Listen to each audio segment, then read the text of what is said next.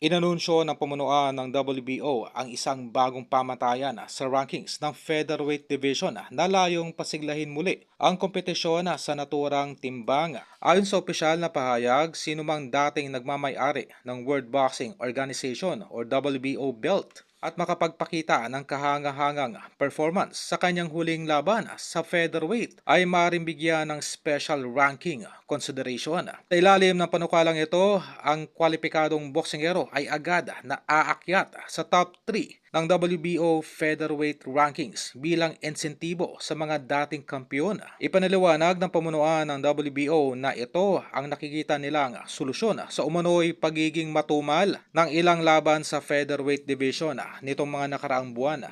Layunin umano ng bagong polisiya na hikayatin ang mas maaksyong mga laban at maiwasan ang pagiging stagnant ng rankings sa pamamagitan ng pagbibigay ng espesyal na konsiderasyon sa mga veterano at dating world champions.